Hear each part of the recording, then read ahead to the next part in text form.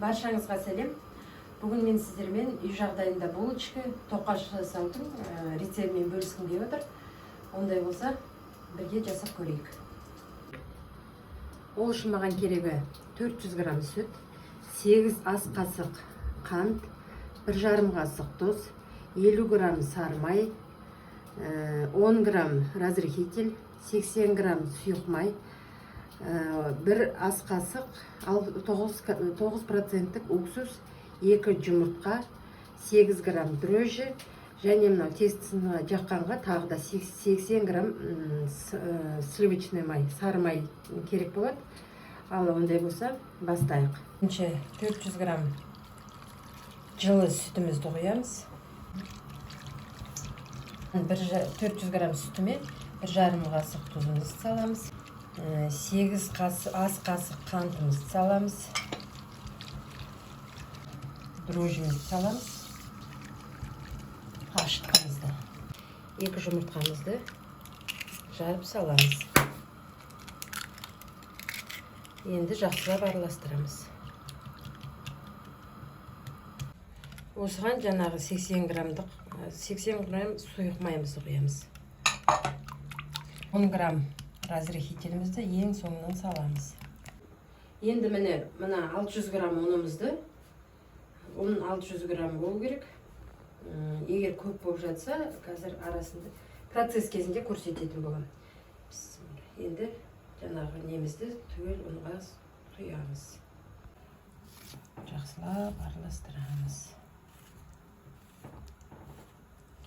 Тестіміз өте, қамырымыз өте жұмсақ болу керек. Тоқаш болғаннан кейін. Енді осыған 9%-тік 1 ас қасық уксус қосып жібереміз. Енді араластырамыз. Тестімізді араластырамыз. Көп емес, 100 грамм жетеді. Ал енді қолмен араластырамыз.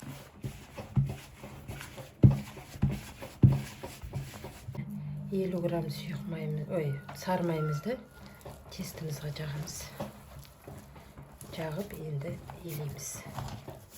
Дайын тестімізді 40 минутқа жылы жерге қалдырамыз. Бетін пищевой пленкамен жауып. Ал міне жаңағы тоқашымыздың наны ашыды. Енді жасаймыз. Жаямыз. 2 сантиметр қалыңдыққа дейін былай бүктейміз. Және осыған тағы да май жағамыз.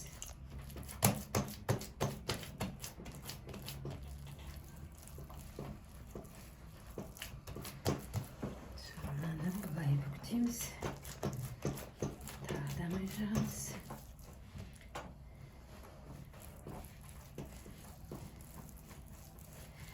Тесті өте жұмсақ болу керек.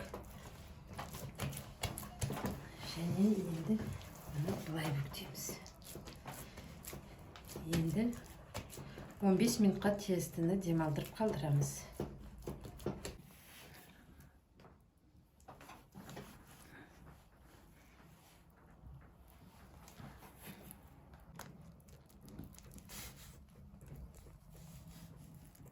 Міне осыны бетін жауып, расстойкаға 20 минутқа қалдырамыз.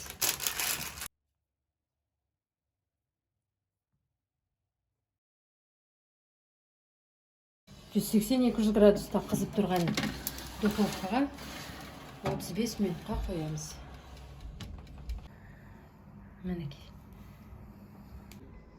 Міне осындай әдемі бәліштер болып пісті. Егер менің рецептім ұнаса, каналыма тіркеліп, лайк басып, комментарий жазып, достарыңызбен бөлісіп кеткендеріңізді сұраймын. Сіздермен болған күлім.